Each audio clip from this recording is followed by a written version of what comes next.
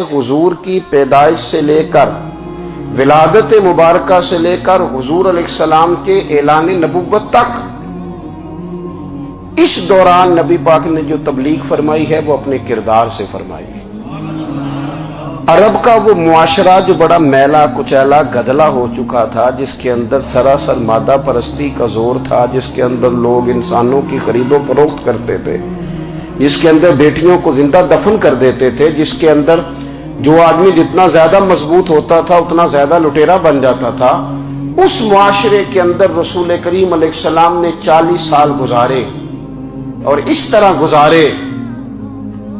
कि जो बेगाने भी थे वो भी कहा करते थे ये सादिक हैं, ये अमीन है।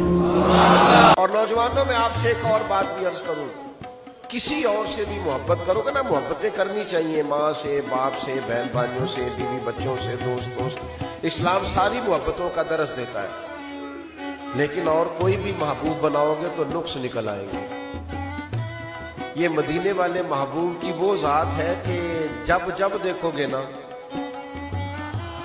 जिस जिस जाविया निगाह से देखोगे,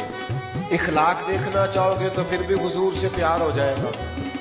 हुस्न देखना चाहोगे तो फिर भी प्यार हो जाएगा,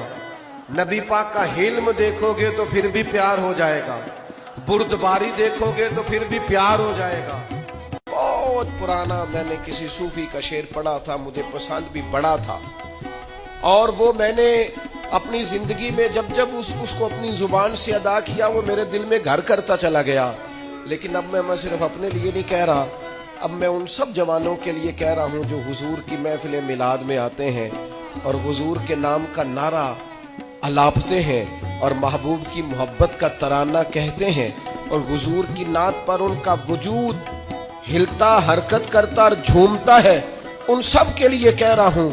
कि इश्क लगा सी खेडा खेड दीनू, इश्क लगा सी एवं खेडा खेड दीनू ते खेडा खेड दीनू ते फिर मैनू ना वो खेडा भुल गईयां। मैं ते कज्जल पाया सी यार दे वेखणे नू, फिर ओदी याद विच रोंदियां ही डुल गईयां।